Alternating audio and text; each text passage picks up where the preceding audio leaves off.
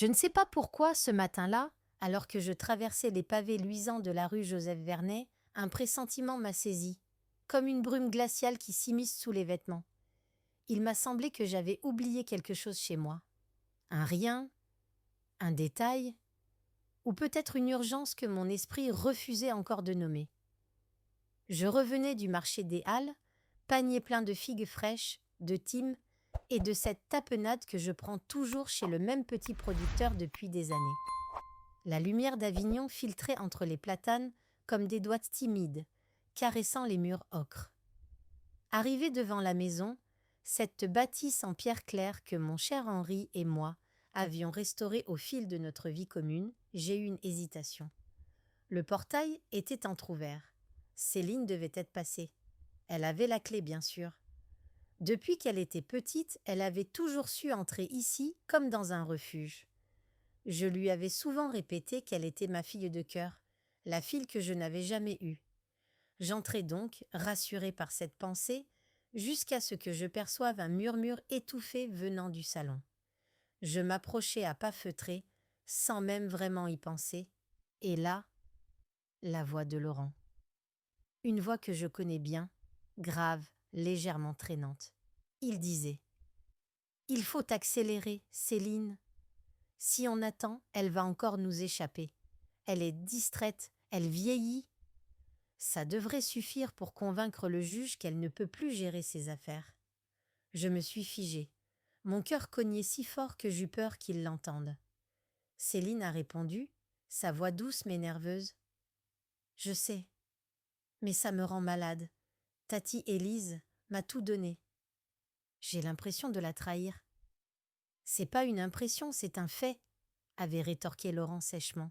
« Mais on parle de sa maison, de ses comptes. Si tu veux qu'on ait une vie meilleure, il faut franchir le pas. » Je me suis reculée, mon dos contre le mur froide. Je suffoquais. Chaque mot était une gifle, chaque son une fracture. Mon esprit se refusait à comprendre. Comment? Pourquoi? Eux, mes enfants d'adoption, ma seule famille. Les figues roulèrent à mes pieds, tombées de mon panier. Un bruit léger, mais suffisant pour alerter. Un silence brutal s'installa. Puis Céline a chuchoté. « Tati ?» J'ai fui. Comme une voleuse dans ma propre maison, j'ai fui par la porte du jardin, sans faire de bruit, mais le cœur en déroute. Le monde s'écroulait sous mes pieds, les ruelles d'Avignon que j'aimais tant devenaient étrangères. J'ai marché longtemps, sans but, sous le ciel lavande jusqu'à ce que mes jambes protestent. Au bord du Rhône, le vent avait le goût de la trahison. Je me suis assise sur un banc face au palais des papes, ce géant de pierre qui me rappelait qu'ici, tout résiste au temps, sauf peut-être l'amour qu'on croit éternel. Et j'ai pleuré. Pas des sanglots bruyants, non. Des larmes silencieuses, celles qui coulent quand le cœur se fend, en dedans, et que personne ne peut recoller. Je repensais à Henri, à sa main qui savait toujours trouver la mienne dans les tourments. « Ils t'ont trahi, ma douce Élise, mais tu es plus forte que tu ne le crois, » il aurait murmuré. Je ne savais pas encore quoi faire. Mais je savais une chose. Je n'étais pas encore prête à disparaître dans l'oubli d'une maison de retraite ou derrière des barreaux de tutelle. Non, pas encore. Je suis restée longtemps sur ce banc, observant les reflets dorés du palais des papes, les silhouettes des touristes que le vent éparpillait comme des feuilles d'automne. C'était étrange de sentir la vie continuer autour de soi, alors que la mienne venait de se fissurer.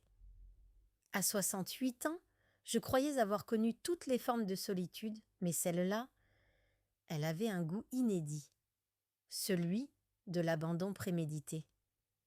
Je ne pouvais m'empêcher de me repasser cette scène en boucle. La voix ferme de Laurent, la faiblesse dans celle de Céline, et cette idée odieuse de m'enfermer dans un mouroir, comme si j'étais devenue un poids. J'avais pourtant toujours été cette tante solide, qui avait veillé sur Céline à la mort de sa mère, ma pauvre sœur partie trop tôt. J'avais séché ses larmes d'enfant, aidé pour ses études, et même offert d'une partie de mon héritage familial pour qu'elle et Laurent puissent acheter leur première maison à Saint-Rémy.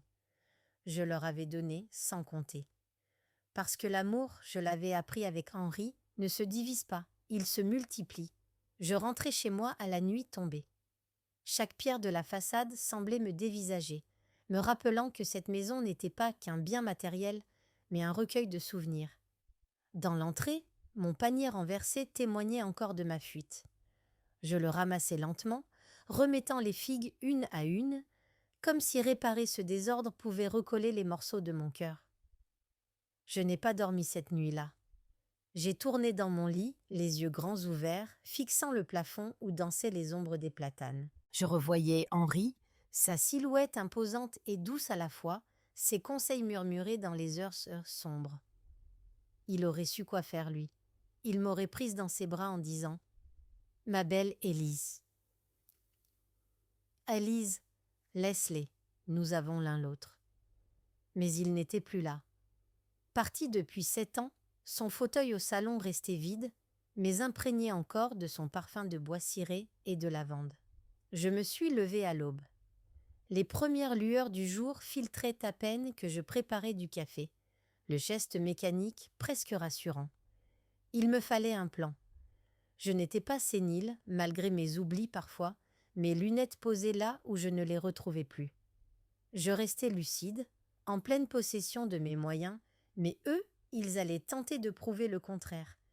Je me suis assise à mon bureau, ouvrant un vieux carnet relié de cuir, cadeau d'Henri lors de nos 20 ans de mariage.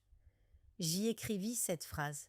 « S'ils pensent que je suis faible, je leur prouverai que je suis vieille, mais pas morte. » Il me fallait des preuves. Et surtout, du sang-froid. Alors j'ai repensé à Margot, ma chère Margot, ma confidente depuis les années lycée. Nous avions traversé ensemble les révoltes, les amours, les deuils. Elle vivait encore à Villeneuve-les-Avignon, de l'autre côté du Rhône. Et si quelqu'un pouvait me conseiller sans me juger, c'était elle. Elle connaissait l'âme humaine, ses travers, ses noirceurs. Margot avait été psychologue toute sa vie, elle saurait m'éclairer. Je décidai de l'appeler. Sa voix au téléphone était toujours aussi vibrante, teintée de ce léger accent chantant du Sud qui rendait tout plus doux. « Élise, ma belle, ta voix, elle est troublée.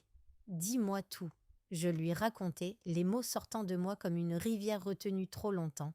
Elle ne m'interrompit pas. À la fin, un long silence. Puis elle lâcha. « Tu vas devoir jouer leur jeu, ma chérie. Mais nous allons prendre les devants. Je vais t'aider à mettre en place ce qu'il faut. Mais promets-moi de ne rien laisser paraître. » Je promis. Ce serait notre secret. Le début d'une lutte discrète, silencieuse mais déterminée. J'avais mal. Un mal sourd qui battait dans ma poitrine, mais quelque chose en moi renaissait. Peut-être une vieille flamme, celle de la jeune femme que j'avais été, prête à affronter le monde. Je regardais le portrait d'Henri au mur. Ses yeux semblaient briller d'un éclat nouveau, comme s'il me disait « Ne les laisse pas te voler ta dignité, Élise. » Le lendemain matin, je me suis regardée longuement dans le miroir de ma chambre. La lumière douce de l'aube effleurait mon visage, dessinant les rides comme autant de sillons où s'étaient logés les souvenirs d'une vie entière. Je n'étais pas la vieille femme fragile qu'ils imaginaient. Sous la peau fine, sous les veines qui affleuraient aux poignets, il y avait encore la force, celle d'une femme qui avait aimé, construit, perdu, mais jamais cédé. Margot m'attendait à Villeneuve-les-Avignon. Retrouver ce vieux pont qui relie les deux rives me fit du bien. Le Rhône coulait large et tranquille, mais moi, en dedans, j'étais un torrent.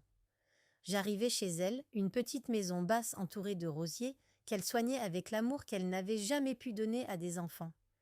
Lorsqu'elle m'ouvrit, ses bras me serrèrent fort, comme on enlace une naufragée. « Viens, ma belle, viens t'asseoir, on va parler. » Autour d'un thé à la verveine, je lui racontais encore, dans le détail, chaque mot entendu, chaque intonation, chaque hésitation dans la voix de Céline. Margot m'écoutait, silencieuse mais alerte, notant parfois sur un carnet. Elle avait cette habitude de toujours tout consigner, une déformation de son ancien métier, je suppose. Quand j'eus terminé, elle posa sa main sur la mienne. « Tu n'es pas folle, Élise. Pas du tout. Mais tu vas devoir le prouver avant qu'ils ne tentent de construire leur dossier. Je connais un excellent neurologue à Nîmes, très discret. Il pourra établir un bilan de ta santé mentale et ce papier sera une clé, une protection. Je hochai la tête, soulagée de sentir que quelqu'un croyait en moi, en ma lucidité. Et ensuite, ai-je demandé. Elle sourit, un sourire complice, presque enfantin. Ensuite, on les observe. Il te faut les piéger. Pour cela, il va falloir t'équiper discrètement. Des caméras, des micros. Je connais un vieux copain qui installe ce genre de choses pour les commerces. Je peux te le faire venir, il te fera ça bien, et sans poser de questions. La perspective de transformer ma maison en nid de surveillance me révoltait un peu. Mais je n'avais plus le luxe de la candeur. Ils avaient déclaré la guerre en douce, je me devais de riposter, mais à ma manière. Élégante, discrète, irréfutable. « Et toi ?» lui ai-je demandé. « Tu seras là si jamais. Si jamais je faiblis. Toujours ma douce Élise. Tu es plus qu'une amie. Tu es ma sœur. » Je suis rentrée ce soir-là avec une sensation étrange, comme si une nouvelle Élise s'était greffée à celle que j'étais. Une Élise rusée, vigilante, prête à jouer un rôle. J'ai commencé à semer quelques indices de faiblesse. Des oublis simulés, une tasse laissée au mauvais endroit, des listes de courses où j'inventais des erreurs grossières. Je savais que Céline viendrait bientôt me rendre visite, et il fallait qu'elle constate de ses propres yeux ce qu'elle voulait tant prouver. Le soir, je me suis remise à écrire dans mon carnet en cuir. J'ai retrouvé dans ce geste l'apaisement que j'avais perdu. J'y consignais mes journées, mes états d'âme, mais aussi ce que j'avais feint d'oublier, notant avec minutie chaque stratagème. Cela me rassurait. La preuve de mon esprit intact était là, ligne après ligne. Avant de me coucher, j'ai ouvert une vieille boîte où reposaient les lettres d'Anne-Henri. Il m'avait souvent écrit, même marié, il trouvait des mots sur papier pour me rappeler son amour. Je suis tombée sur une lettre qu'il m'avait écrite peu avant sa mort. Elle disait « Si un jour le monde devient trop dur, souviens-toi que tu as en toi une forteresse et que l'intelligence est toujours l'arme des justes. » Je me suis endormie avec ces mots en tête, la main posée sur la lettre comme sur un talisman. Mon cœur saignait encore, mais ma volonté, elle, commençait à se lever, comme le mistral qui nettoie le ciel après la pluie. Les jours suivants furent étranges, comme si je vivais dans une pièce de théâtre dont j'étais à la fois l'actrice et la spectatrice. Chaque geste que je faisais était calculé, chaque mot choisi pour entretenir l'illusion. Je jouais la vieille tante un peu perdue, l'esprit englué dans des oublis factices. Et pourtant, jamais je ne m'étais sentie aussi vive à l'intérieur. Margot tint parole. 2 jours plus tard, son ami, un certain Jean-Pierre, vint chez moi, un homme discret au visage buriné, le genre qui inspire confiance immédiatement. Nous parlions bas, dans la cuisine, alors que la cafetière sifflait doucement. « Ne vous inquiétez pas, Madame Montel, me dit-il, je vais installer de petites caméras dans les cadres photos, les étagères. Personne ne les verra. Et je peux aussi dissimuler un micro dans votre salon, sous la console près du téléphone. » J'acquiesçai. « Faites comme vous le sentez. Je veux juste avoir des preuves si jamais ils osent recommencer ici ce qu'ils ont déjà fomenté derrière mon dos. » Pendant qu'il s'activait, je regardais les photos sur les murs. Henri en costume beige, moi à 20 ans dans une robe à fleurs, Céline enfant, un sourire de lumière. Chaque image était devenue suspecte, comme si elle cachait maintenant un autre visage, un revers empoisonné. Cela me déchirait. J'aurais voulu fermer les yeux, tout oublier, mais je ne pouvais pas. Jean-Pierre avait tout installé en une matinée. Avant de partir, il me glissa « Vous avez dû craindre, Madame Montel. On sent que vous n'avez pas dit votre dernier mot. » Ces mots-là me restèrent en tête. Peut-être avais-je encore un mot à dire, oui. Un dernier acte à jouer. Céline ne tarda pas à venir. Elle débarqua un samedi après-midi avec son air mi-attendri, mi-inquiet. Je l'attendais, feignant de ne pas me rappeler pourquoi elle était là.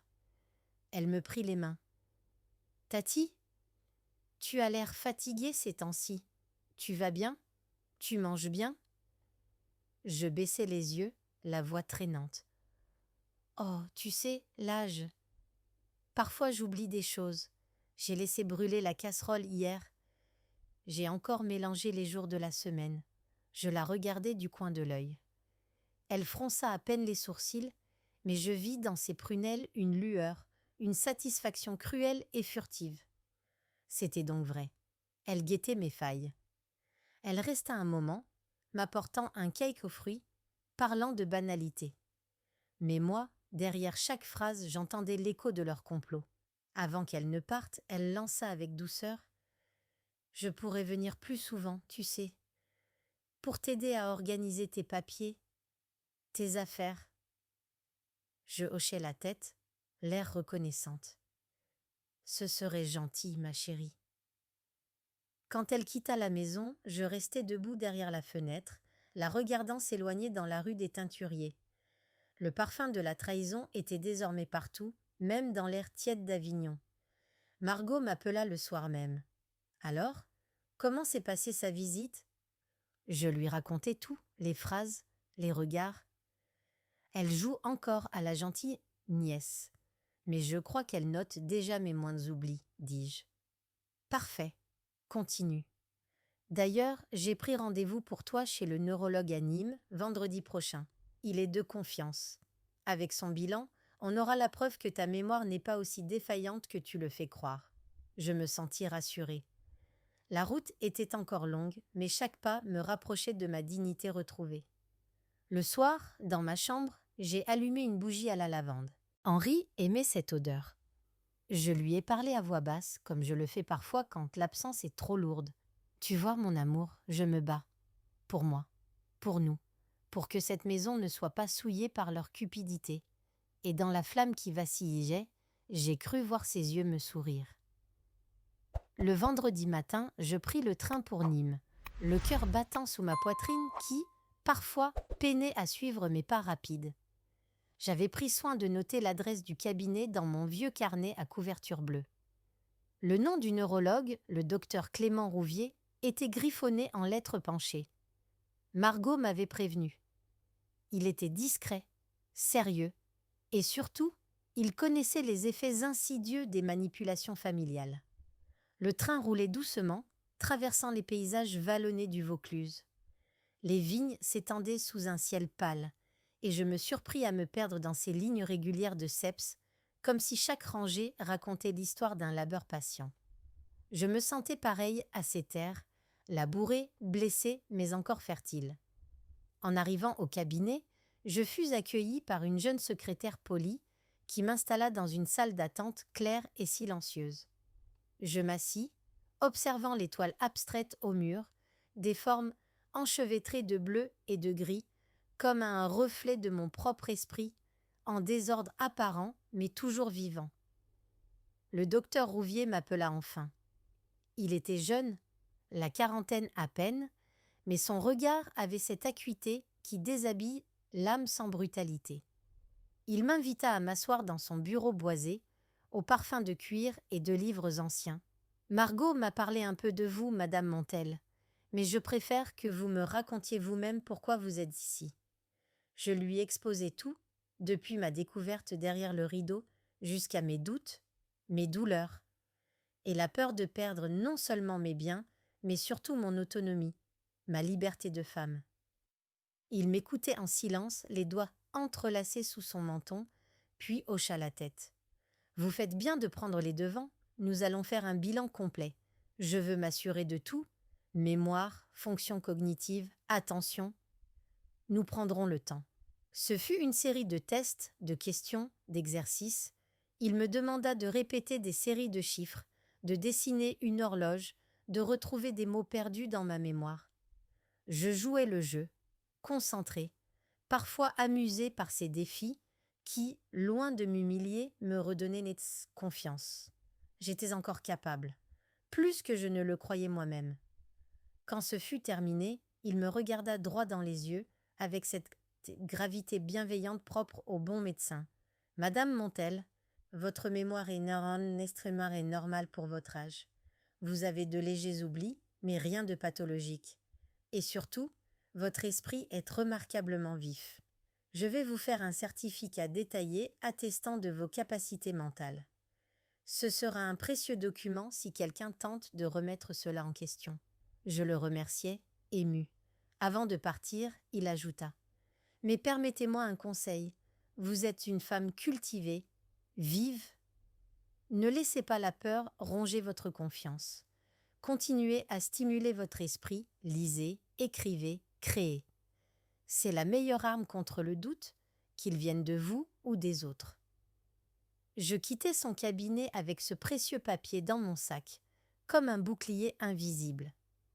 Sur le chemin du retour, le vent s'était levé sur la gare de Nîmes, mais je marchais droite, le visage offert à la brise. Arrivée à Avignon, j'ai appelé Margot depuis le quai. C'est fait. Margot, j'ai le certificat et je me sens plus forte. Parfait. Ma douce, on a notre première pierre. Maintenant, il faut les pousser à parler, à se trahir encore. La nuit tombait doucement sur le pont Saint-Bénézé quand je regagnais ma maison. Je passai devant le fauteuil vide d'un Henri et, pour la première fois depuis longtemps, je ne sentis plus la solitude comme un poids, mais comme un écrin protecteur. Je n'étais pas seule. J'avais mes souvenirs, mon intelligence et désormais un plan qui se dessinait. Le lendemain matin, au réveil, je sentais encore dans mes doigts le grain du papier que le docteur Rouvier m'avait remis. Ce certificat était là, tangible, dans mon tiroir de chevet, prêt à surgir comme une arme. Mais il n'était qu'un début. Margot me l'avait répété au téléphone. Il fallait plus. Il fallait des preuves, des certitudes, quelque chose qui puisse renverser la situation avant même qu'il n'ose la porter devant un juge. Je pris mon café sur la terrasse, face au tilleul du jardin. L'air sentait déjà la promesse de l'été, mêlant la fleur de vigne et la terre chaude. Je repensais à Céline, à ses regards qui se faisaient plus appuyés, à ses questions feintes d'innocence. Elle allait revenir, j'en étais certaine, et il fallait que je sois prête. Margot avait évoqué l'idée d'engager un détective privé. L'idée me paraissait presque romanesque, moi qui avais grandi avec les romans de Siménon et les films en noir et blanc. Mais cette fois, ce n'était pas une fiction, c'était ma vie, ma liberté. Elle me recommanda un nom, François Salès, un ancien de la gendarmerie, reconverti dans la filature et l'investigation discrète. Elle avait déjà collaboré avec lui jadis dans des affaires familiales délicates. Je pris rendez-vous dans son petit bureau situé non loin des remparts, rue de la République. La porte grinça légèrement quand je poussai l'entrée. Il était là, derrière un bureau de bois massif, l'air calme, les yeux sombres mais vifs, comme s'il pesait déjà la moindre de mes intentions. « Margot m'a parlé de vous », dit-il en se levant pour me serrer la main. « Asseyez-vous et racontez-moi tout. » Je repris mon récit sans omettre le moindre détail. La conversation surprise, les visites suspectes, les regards ambigus et surtout la pression douce mais continue que Céline commençait à exercer. Il écouta sans m'interrompre, notant parfois des prénoms, des adresses. Puis, en se penchant légèrement vers moi, il demanda : « Et le mari, Laurent, que savez-vous de lui ?» Je haussai les épaules. « Il est discret. Il travaille dans l'immobilier. Je le trouvais charmant, poli. Mais c'est lui qui a soufflé ce plan à Céline, j'en suis persuadée. » Il hocha la tête, puis se leva pour attraper un carnet. « Je vais enquêter sur lui en priorité. Si ce genre d'individu prépare un coup pareil, il a peut-être d'autres secrets. Double vie, dette, combine, je saurai vite. Donnez-moi 2 semaines. Et surtout, ne changez rien à votre attitude, qu'il vous croit fragile. » Je sortis du bureau avec une étrange sensation de soulagement. J'avais lancé les dés. De retour chez moi, je décidai de continuer à jouer le rôle qu'ils attendaient de moi. Je laissai des traces de confusion ici et là, des clés oubliées dans la salle de bain, des papiers mélangés sur la table du salon, un nom mal prononcé à voix haute. Tout devait les rassurer sur ma supposée déchéance. Mais, dès que la maison était vide, je notais tout dans mon carnet. J'y consignais mes stratégies, les paroles entendues, les gestes suspects. Ce carnet devenait ma mémoire parallèle, celle qui ne fléchirait pas. Le soir, je m'allongeais dans mon lit, incapable de trouver le sommeil. La lune était haute, ronde et claire, veillant sur Avignon. Je pensais à Henri, à ses lectures du soir, à ses yeux brillants quand il me racontait les intrigues de ses livres préférés. « Tu aurais aimé cette partie-là, mon amour, murmurai-je. Tu m'aurais dit que la vérité finit toujours par percer. » Je caressais la couverture de cuir du carnet comme s'il était sa main. L'attente commençait, mais je le savais. Chaque jour de patience m'approchait de leur chute.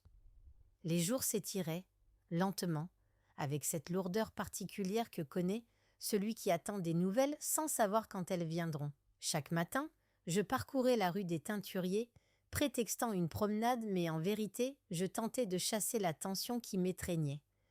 Les pavés irréguliers, les canaux où l'eau murmurait encore comme au temps des moulins, tout cela me rappelait que le monde poursuivait sa ronde, indifférent à mon drame intime. Puis, une semaine après notre rencontre, François Salès m'appela. Sa voix grave était empreinte d'un calme professionnel, mais je perçus dans ses mots une prudence inhabituelle. « Madame Montel, il faudrait qu'on se voie. J'ai découvert des choses. Et je préfère vous en parler de vive voix. C'est plus sûr. » Nous convîmes d'un rendez-vous au Jardin des Dômes, un lieu que j'aimais, perché au sommet d'Avignon, dominant le Rhône et les toits de la ville. Il m'attendait, assis sur un banc, à l'ombre d'un platane noueux. Son carnet à la main, il me fit signe de m'asseoir. J'ai creusé sur le rang. « Votre instinct, ne vous trompez pas. Il n'est pas ce qu'il prétend être. » Je me raidis. « Que voulez-vous dire ?» Il consulta ses notes. Officiellement, il travaille dans une agence immobilière à Saint-Rémy. Mais en réalité, il a été plusieurs fois mêlé à des affaires douteuses, fausses estimations, pression sur des vendeurs âgés et même des soupçons de détournement de fonds dans une copropriété. Rien de suffisamment solide pour des poursuites, mais assez pour sentir la puanteur. Je le fixais, les mains tremblantes. « Vous avez des preuves ?» Il hocha la tête. « J'ai récupéré des copies de transactions suspectes, des témoignages d'anciens associés qui le décrivent comme manipulateur, prêt à tout pour s'enrichir vite. Et ce n'est pas tout. Il mène une double vie à Marseille. Il y entretient une femme, bien plus jeune, une certaine Clara, avec qui il partage un appartement discret près du Vieux-Port. » Je crus que mon cœur allait s'arrêter. Laurent, l'homme réservé, poli, il n'était que mensonge. « Céline est-elle au courant ?» demandai-je, la gorge nouée. François Salès me regarda avec une compassion sobre. « J'en doute. Elle semble sincèrement attachée à lui, mais aveuglée. C'est lui qui tire les ficelles. Et elle ? Elle obéit. » J'eus un frisson. Je revoyais Céline enfant, courant dans mon jardin, riant aux éclats. Comment était-elle devenue cette femme si malléable, si faible ? Était-ce ma faute ?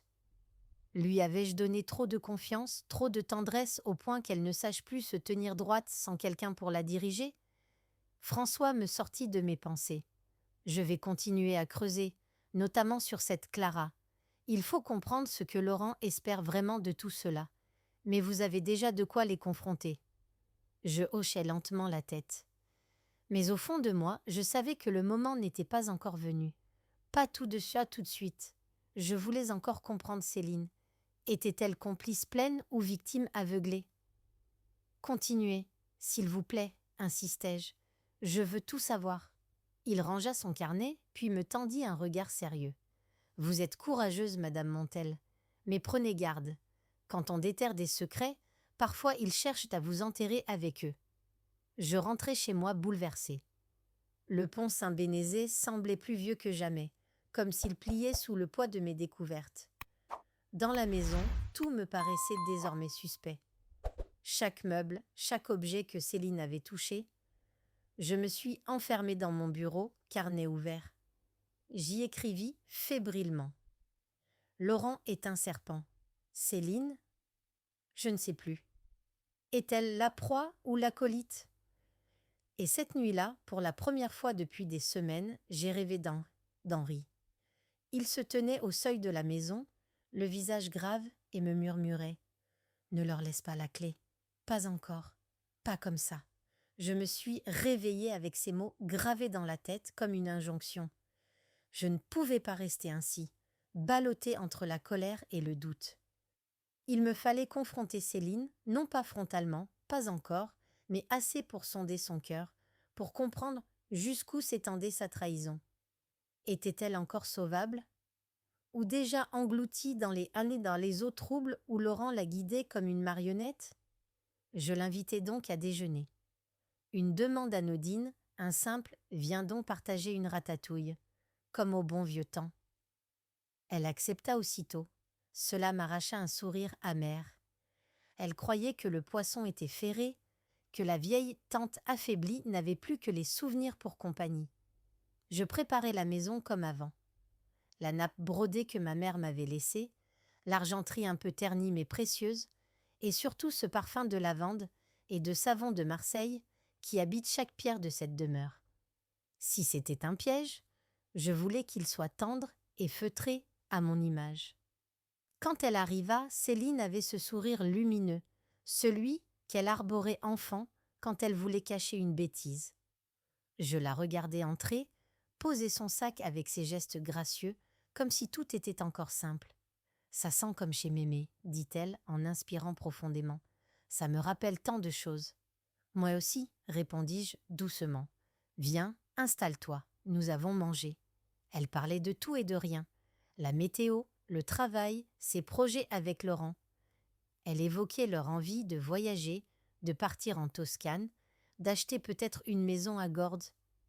Je l'écoutais, mais chaque mot me semblait un écho vide, une façade soigneusement dressée. Après le café, je me suis levée, prétextant aller chercher un album de photos. En réalité, je pris dans un tiroir une lettre d'Henri, la même que je relisais souvent, et la glissai dans ma poche comme un talisman.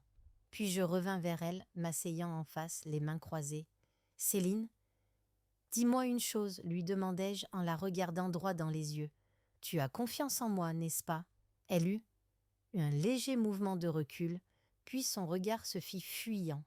« Bien sûr, Tati. Pourquoi cette question? Parce que parfois, je me demande si je ne suis pas devenue un fardeau pour toi. » Elle s'agita, prit sa tasse, la reposa. « Mais non. Pourquoi tu dis ça? » Je la fixai, avec cette tendresse mêlée de suspicion qui me nouait la gorge. « Je vieillis, Céline, et je sais que je ne suis pas éternelle. J'aimerais juste savoir si je peux encore te faire confiance. » Elle resta silencieuse un instant, puis elle posa sa main sur la mienne avec cette douceur trop parfaitement dosée pour être sincère. « Bien sûr, Tati, tu es tout pour moi, tout pour moi. » Les mots avaient la légèreté d'une feuille morte. Je la regardai droit dans les yeux et je crus y lire quelque chose. Une fissure. Pas de la haine, non, mais une peur, une honte peut-être. Comme si elle savait que je savais, mais qu'elle ne voulait pas que cela éclate au grand jour. Elle repartit 1 heure plus tard, un baiser sur ma joue, un regard pressé, presque coupable. Dès la porte refermée, je restai là, immobile, dans ce salon qui avait abrité nos rires autrefois. Puis je me dirigeai vers la console, là où Jean-Pierre avait caché le micro. J'écoutais l'enregistrement de notre déjeuner. Rien de compromettant, mais des silences. Oui, des silences pleins, pesants, des hésitations qui disaient ce que ces mots taisaient. Je notais tout dans mon carnet. Elle vacille. Elle n'est pas mauvaise. Elle est faible. Et c'est peut-être pire. Cette nuit-là, je ne dormis que par éclats. Dans mes songes, Henri me murmurait « Le plus dangereux, ce ne sont pas ceux qui te poignardent, Élise, mais ceux qui détournent les yeux quand on t'achève. » Alors je sus que le temps des observations touchait à sa fin. La prochaine étape serait la leur. Car François m'avait promis de me rappeler. Il avait poursuivi l'enquête à Marseille, et ce qu'il avait découvert sur Laurent allait bientôt venir jusqu'à moi. Le téléphone sonna un matin, alors que je terminais de ranger ma vaisselle, les mains encore humides, sentant le savon au citron qui me rappelait ma grand-mère. C'était François Salès. Sa voix était plus grave que d'habitude, comme lestée d'un poids dont il ne savait s'il devait me soulager ou m'accabler. « Madame Montel, j'ai tout ce qu'il nous faut. Laurent est un imposteur de la pire espèce. » Je me suis assise, le cœur battant. « Dites-moi tout. » Il prit une inspiration. Sa prétendue carrière dans l'immobilier n'est qu'une façade. L'agence à laquelle il dit appartenir a été dissoute depuis 2 ans. Depuis, il navigue entre petites magouilles et escroqueries. Mais surtout, son histoire avec cette Clara est plus sombre que je ne l'imaginais. Elle n'est pas seulement sa maîtresse, c'est une complice. Ensemble, ils ont escroqué plusieurs personnes âgées dans la région de Marseille. Rachat de biens à prix bradé sous prétexte de gérer leur patrimoine. Avant de tout revendre en douce avec de fausses signatures. Je sentis mes jambes fléchir. Il voulait me faire ça aussi ? C'est probable. Votre nom est apparu dans une conversation que j'ai réussi à enregistrer grâce à un contact. Laurent envisage de vous faire interner, ou à défaut de prouver votre incapacité, pour obtenir une procuration complète. Et vous savez quoi ? Ils ont déjà consulté un avocat à Marseille pour connaître les démarches. Un avocat peu regardant qui ferme les yeux sur la morale. Je pris une grande respiration. Mon monde tanguait, mais je tenais bon. Et Céline ? Elle est au courant ? Difficile à dire. Peut-être pas dans les détails. Mais elle ferme les yeux. Elle préfère ne pas savoir, comme souvent dans ces histoires-là. Un silence s'installa. Puis François proposa. « Il est temps, Madame Montel, temps de confronter tout cela, mais pas seul. Je connais une avocate à Avignon, Maître Roustan. Intègre, redoutable. Elle saura vous guider pour les procédures. Et avec les preuves que j'ai recueillies, nous avons de quoi les faire tomber. » J'acceptai. Une part de moi voulait attendre encore, trouver un autre chemin, mais il n'y en avait pas. C'était eux ou moi. Je passai le reste de la journée à relire les notes de François, à écouter les enregistrements. J'entendais la voix de Laurent, glaciale, cruelle, évoquant cette vieille bonne femme qui se croit encore maligne. À chaque mot, je sentais la rage grandir en moi, mais aussi une tristesse profonde. J'avais aimé Céline comme ma fille, et elle avait laissé ce monstre approcher mon cœur pour le percer à vif. Le lendemain, je rencontrai Maître Roustan, une femme de mon âge, énergique, les yeux sombres et vifs. Elle prit connaissance du dossier, écouta sans m'interrompre, puis me déclara. « Nous avons 2 choix. La plainte pénale pour tentative d'escroquerie et abus de faiblesse, ou bien les confronter directement lors d'un rendez-vous en présence de leur avocat. Avec les preuves, ils n'auront pas d'échappatoire. » Je restai silencieuse. Puis j'optai pour la confrontation. Je voulais les voir, les regarder dans les yeux quand leur masque tomberait. « Très bien, » acquiesça Maître Roustan. « Nous allons organiser cela. Vous ne serez pas seul. » En rentrant chez moi, je me suis arrêtée sur le pont Saint-Bénézé. Le Rhône coulait fort, charriant l'écume et les feuilles mortes. Et moi, je me sentais prête. Le soir, en refermant mon carnet, j'y inscrivis ces mots. « Le moment est venu. Je suis vieille, mais je suis debout. Ils vont le comprendre. » Je ne dormis presque pas la veille. Le vent s'était levé sur Avignon, et chaque rafale venait cogner les volets, comme pour me rappeler que le jour approchait, inexorablement. Je me levai avant l'aube, incapable de rester au lit. J'ouvris les fenêtres sur la ville, encore endormie. Les toits rouges, les pierres blondes, la silhouette majestueuse du palais des papes au loin, tout cela m'appartenait encore, pour peu de temps, si je ne faisais rien. Je m'habillais avec soin. J'avais choisi une robe bleu nuit, simple mais élégante, celle que je portais aux grandes occasions. Je nouais un foulard de soie autour de mon cou, comme une armure légère, et glissais dans mon sac le certificat du docteur Rouvier, les notes de François et mon carnet. Je voulais tout avoir près de moi, comme un soldat vérifie son équipement avant la bataille. Margot m'appela. « Mon Élise, tu es prête ?» Aussi prête qu'on peut l'être quand on s'apprête à voir tomber les derniers piliers de sa famille. Elle me promit de penser à moi, d'attendre mon appel après la confrontation. Cela me donna du courage. À 10 heures, je retrouvai maître Roustin dans son cabinet, une bâtisse ancienne au cœur d'Avignon. Céline et Laurent avaient été convoqués. Ils pensaient me venir pour discuter de mon avenir et de ma santé, comme maître Roustan l'avait habilement laissé entendre. Ils ne se doutaient de rien. Ils arrivèrent. Céline d'abord, pâle mais souriante, puis Laurent, impeccable dans un costume trop neuf pour être naturel. Son regard sur moi était plein de cette fausse bienveillance que je savais désormais démasquer. Nous prîmes place dans une salle sobre, autour d'une grande table de bois. Maître Roustin ouvrit le bal, posant la voix avec fermeté. « Merci d'être venu. Madame Montel tenait à ce que cette rencontre soit franche et directe. Elle a des choses à vous dire. » Je regardais Céline, puis Laurent. Je sentais mon cœur battre comme un tambour, mais ma voix, elle, fut étonnamment calme. Céline. Laurent. Je sais tout. Je sais votre projet. J'ai tout entendu, ce jour-là, quand je suis rentrée et que je vous ai surprise à murmurer derrière les rideaux. Je sais que vous avez envisagé de me faire déclarer inapte. Céline ouvrit la bouche, les yeux écarquillés. Laurent, lui, ne broncha pas, se contentant de croiser les bras, le regard froid. Et je sais aussi, Laurent, que tu as une autre vie à Marseille, que tu prépares ce coup avec une autre femme, Clara, pour t'emparer de mes biens comme tu l'as fait avec d'autres vieilles personnes.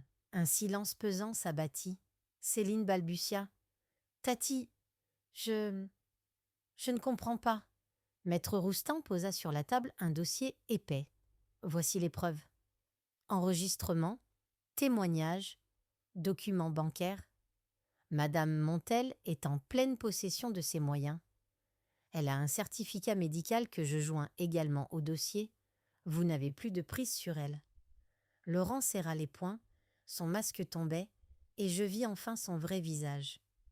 Une cruauté nue, dénuée de honte. C'est elle qui se détruit toute seule, grogna-t-il. Elle est vieille, bientôt incapable. Vous verrez. Je souris doucement. Peut-être que je vieillirai encore, Laurent, mais jamais assez pour oublier ce que tu es, un prédateur. Céline éclata en sanglots, les épaules secouées. Elle répétait. Je ne savais pas. Je ne savais pas. Je la fixais, le cœur serré. Peut-être disait-elle vrai. Ou peut-être pleurait-elle sa propre naïveté défaite. Maître Roustan conclut. Dès aujourd'hui, une plainte pour tentative d'abus de faiblesse et escroquerie sera déposée. Et une mesure d'éloignement est demandée contre vous, Laurent. Madame Montel prendra également les mesures nécessaires pour protéger ses biens. Laurent se leva brutalement et quitta la salle sans un mot. Céline, elle, resta défaite, minuscule. Je me levai, rassemblant mes affaires. Avant de partir, je dis à Céline, la voix lourde de tristesse. Je t'ai aimée comme ma fille, et tu m'as laissée au bord du chemin pour suivre un salaud. Peut-être qu'un jour tu comprendras. Mais moi, je dois penser à ma dignité. Je sortis de la pièce, maître Roustan à mes côtés. La lumière d'Avignon me sembla plus vive que jamais. Le vent s'était apaisé. Je n'étais pas seulement victorieuse, j'étais vivante. Je rentrai chez moi en fin d'après-midi, la lumière dorée d'Avignon caressant les pierres de la vieille ville. Le pont Saint-Bénézet se découpait à l'horizon comme un vestige qui, malgré les siècles, demeurait debout, inachevé mais debout. Ce jour-là, je me sentais pareil à lui, fissuré, amputé, mais toujours là. En poussant la porte de ma maison, un étrange silence m'accueillit. Un silence différent, plus dense, plus lourd. comme si les murs eux-mêmes savaient que quelque chose avait été rompu. Je déposai mon sac dans l'entrée, ôtai mon foulard et restai un moment immobile, les yeux fermés. J'avais gagné. Ou plutôt, j'avais empêché qu'on me vole ce que j'étais. Mais à quel prix? Je m'installai dans le fauteuil d'Henri, celui qu'il aimait tant, près de la fenêtre. Le soir tombait doucement, le ciel virait à l'indigo, et les premiers parfums de jasmin montaient du jardin. La victoire avait un goût étrange. Pas celui de la joie, plutôt celui du vide après la tempête. J'aurais voulu appeler Céline, lui tendre une main, la ramener à moi, à ce que nous avions été. Mais je savais que cela était prématuré, peut-être même inutile. Son image ce matin-là, effondrée, les traits défaits, me hantaient. Était-elle coupable ou seulement lâche? Avait-elle vraiment ignoré les manigances de Laurent ou s'était-elle contentée de ne pas regarder? Je me rappelai alors les mots d'Henri dans l'une de ses lettres. Le plus grand mal n'est pas la trahison des ennemis, mais le silence de ceux qu'on aime quand on est en danger. Ce soir-là, je n'allumai pas la télévision, je ne mis pas de musique. Je laissai la maison dans son silence, habitée seulement par le tic-tac de l'horloge du salon. Chaque battement marquait une seconde de plus dans ma vie retrouvée, mais aussi la certitude que rien ne serait jamais comme avant. Je sortis mon carnet. La couverture de cuir était déjà patinée par mes doigts. Je pris mon stylo et j'écrivis. J'ai gardé ma maison, mes souvenirs, ma dignité. Mais j'ai perdu ma nièce. Ou peut-être que je l'ai simplement démasquée. En posant le carnet, je me levai pour aller dans le jardin. La nuit était douce, le ciel piquetait d'étoiles. Je m'assis sur la vieille chaise en fer forgé, celle où Henri aimait lire l'été, et je me surpris à lui parler tout haut, comme s'il était né là. J'ai fait ce qu'il fallait, mon amour, mais je suis fatiguée. Si tu savais comme je suis fatiguée. Le vent remua doucement les branches du laurier. Une brise tendre, presque une caresse. Je voulus y voir une réponse. Peut-être n'étais-je pas seule. Peut-être que dans le murmure des feuilles, il restait encore quelque chose de lui. Je rentrai, fermai les volets, fis le tour des pièces comme pour m'assurer que tout était à sa place. Puis je me glissai dans mon lit, épuisée.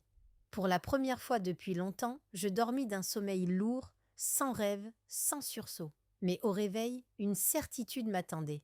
Il me fallait reconstruire, non pour oublier, mais pour réinventer la suite. Les jours suivants, je vécus dans une sorte de torpeur douce amère. Le danger immédiat était écarté, mais il laissait derrière lui une terre dévastée, un champ de ruines invisible. Le matin, je faisais le tour de mon jardin, comme pour vérifier que les choses avaient encore une place, une existence, alors que dans mon cœur, tout semblait à rebâtir. Margot passait presque tous les jours. Elle m'apportait des croissants ou du pain encore chaud de sa boulangerie favorite à Villeneuve-les-Avignon. Sa présence était comme un baume discret, une façon silencieuse de dire « Je suis là, tu n'es pas seul ». Un matin, alors que nous partagions notre café sous la treille, elle posa doucement sa main sur la mienne. « Tu devrais penser à toi maintenant, Élise, à ce que tu aimerais faire, vraiment. Et que fait une vieille femme quand elle a tout perdu sauf ses murs et ses souvenirs ?»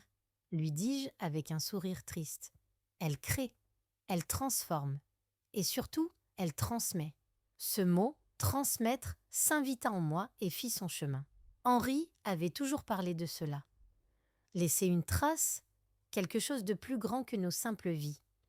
Je passais la journée à réfléchir, à relire d'anciennes lettres, à feuilleter des albums, mais aussi à me demander ce que je voulais offrir au monde avant de partir. Le soir même, j'ouvris une malle au fond de mon bureau où Henri avait rangé tous ses travaux, ses recherches historiques sur la Provence, ses écrits jamais publiés. Un trésor silencieux, abandonné à la poussière. Je caressai ces pages jaunies, et je sus alors, il fallait que cela revive. Je décidai de créer une fondation. Un petit projet modeste, mais qui porterait notre nom, celui d'Henri et le mien. Fondation Montel, dédiée à la préservation et à la valorisation du patrimoine culturel d'Avignon et des environs. Je voulais que les générations futures sachent d'où elles viennent, que les pierres parlent encore, que les mémoires restent vivantes. Maître Roustin m'aida à rédiger les premiers actes. Je mis une partie de mes économies, la maison aussi serait un jour léguée à la fondation, transformée en résidence pour jeunes chercheurs, artistes ou écrivains. Cela m'apaisait. Je n'étais plus seulement la vieille tante qu'on voulait enfermer. J'étais une passeuse d'histoire, une bâtisseuse discrète. Je revis Céline, pourtant. Un après-midi, j'ouvris la boîte aux lettres et y trouvai une enveloppe. L'écriture me fut immédiatement familière. C'était la sienne. Elle n'avait pas signé, mais je reconnus ses mots, sa tournure de phrase. Elle écrivait simplement. « Tati, je ne sais pas comment te dire pardon. Je n'ai pas eu la force. J'ai laissé faire. Je ne peux pas revenir, je le sais, mais je voulais que tu saches que je t'aime encore, à ma manière. » Je lus et relus cette lettre. Mon cœur battait, partagé entre la colère, la tendresse et la lassitude. Je ne lui répondis pas encore. Je n'étais pas prête. Le pardon est une terre que l'on irrigue longtemps avant d'y faire pousser quoi que ce soit. Ce soir-là, en écrivant dans mon carnet, je notais « Elle m'aime à sa manière. Moi, je dois apprendre à vivre à la mienne. » Et pour la première fois, je me surpris à sourire seule, dans ma maison silencieuse mais pleine d'avenir. Les semaines passèrent, et dans le bruissement régulier du quotidien retrouvé, une idée s'ancra peu à peu en moi. J'avais rétabli ma dignité, sauvegardé mes biens, amorcé la création de cette fondation en hommage à Henri, mais quelque chose en moi demeurait en suspens, comme une page non écrite, un chapitre oublié que la trahison de Céline avait brusquement réveillé. Il y a longtemps, Henri et moi rêvions de parcourir l'Espagne. Nous avions projeté de visiter l'Andalousie, Séville, Cordoue, Grenade. Mais le temps, les obligations, les années, puis la maladie d'Henri avaient enterré ce rêve sous la poussière des « un jour ». Un jour, expression perfide qu'on remet toujours à demain, jusqu'à ce qu'il soit trop tard.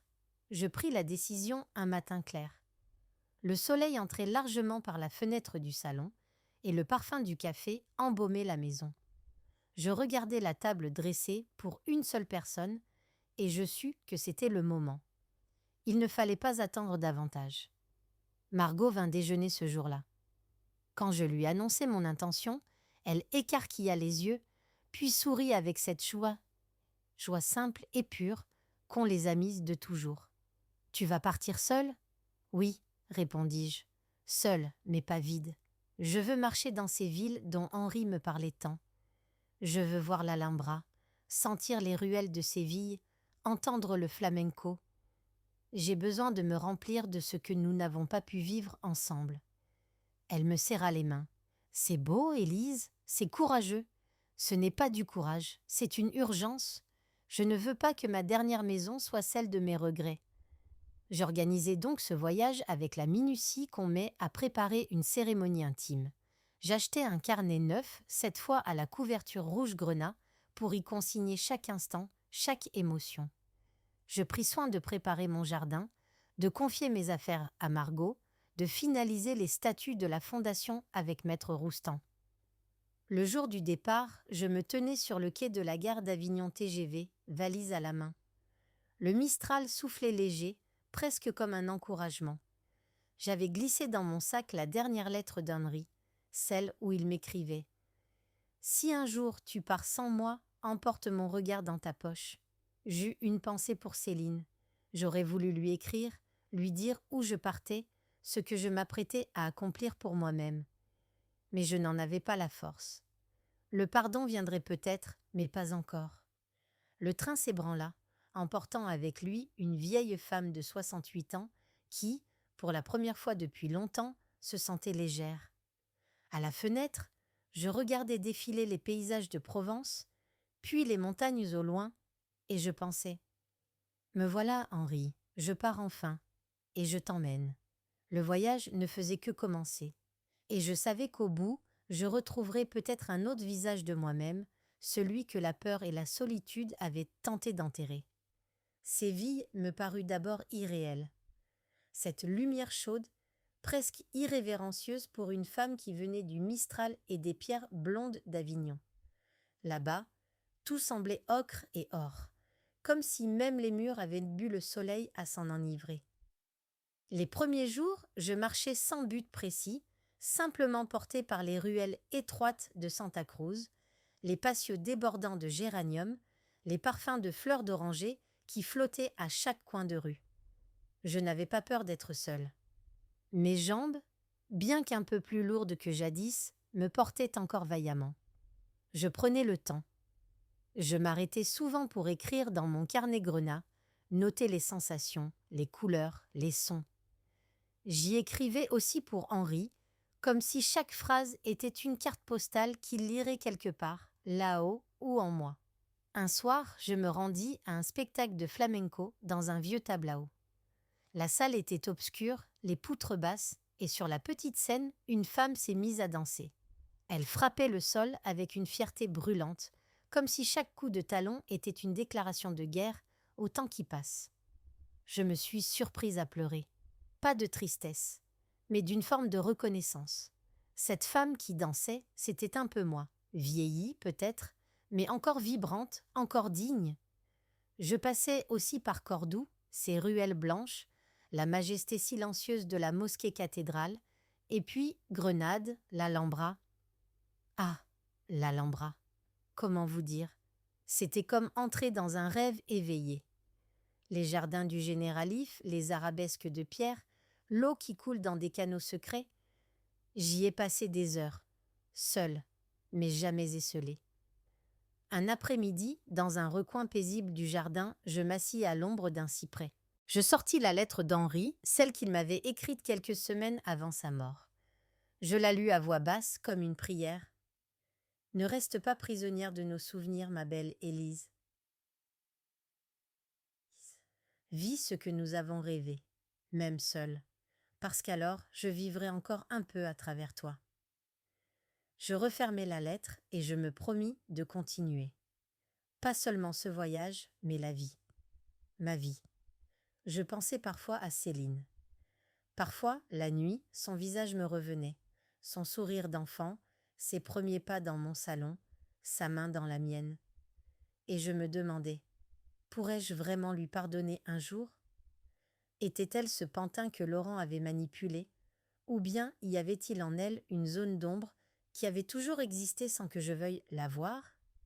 Je n'avais pas la réponse. Mais je savais désormais que je n'étais pas uniquement définie par ce qu'on m'avait fait subir. Je redevenais celle qui choisit, celle qui avance. Avant de quitter Grenade, je passai une dernière fois devant l'Alhambra, au coucher du soleil. Le ciel se teinta de pourpre et d'or, et j'eus cette certitude douce et mélancolique. Je ne retrouverai plus jamais la femme que j'avais été avant cette trahison. Mais ce n'était pas grave. Une autre naissait en moi, plus lucide, plus libre. Je pris alors mon carnet et j'écrivis « Peut-être faut-il mourir un peu dans le regard des autres pour renaître vraiment dans le sien. » Et je sus que le retour approchait. Mais cette fois, je ne revenais pas les mains vides. Je rentrai à Avignon au début du printemps.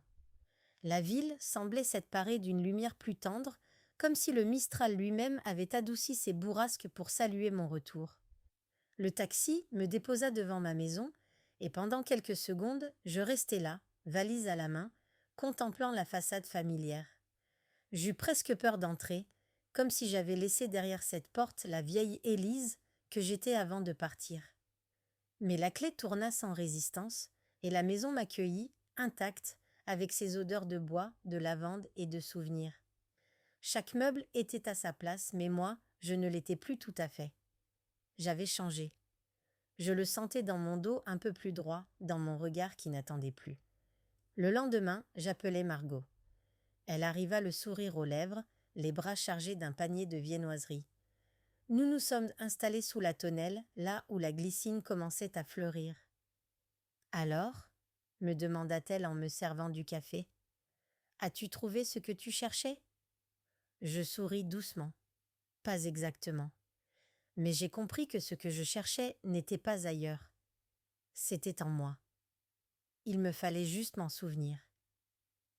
Elle me regarda longuement, puis elle me dit « Tu as les yeux plus clairs, Élise, comme si tu y avais lavé quelque chose. » Je ris doucement. Oui, j'avais lavé mes yeux des déceptions, des attentes inutiles.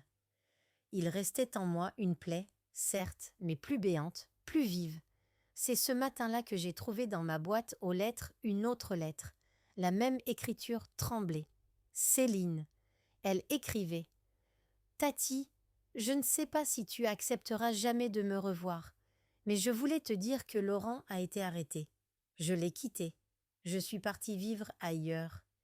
Je ne sais plus qui je suis, mais je sais que je t'ai perdu et que ça me détruit. J'espère qu'un jour tu accepteras de me lire ou de me voir. Je t'aime. » Je refermai la lettre, les mains un peu tremblantes. J'étais incapable encore de lui répondre. Mais je glissai la lettre dans mon carnet grenat, celui du voyage, comme une page encore vierge. La fondation Montel prenait forme. La maison serait bientôt prête à accueillir des artistes, des écrivains, des chercheurs en quête d'un havre. Henri aurait été fier.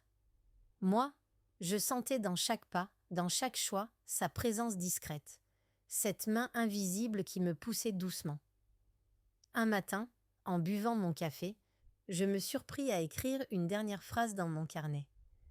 Je suis la gardienne de ce que je choisis de transmettre. Et dans le silence du jardin, je recommence à vivre. Peut-être que Céline m'écrirait encore. Peut-être que je finirais par lui ouvrir à nouveau la porte. Mais pour l'instant, la paix était là, dans la lumière dorée qui caressait les pierres, dans les parfums du printemps, dans le bruissement des feuilles qui parfois semblaient me chuchoter. Tu n'es plus seule. Tu ne l'as jamais été. Et cela me suffisait.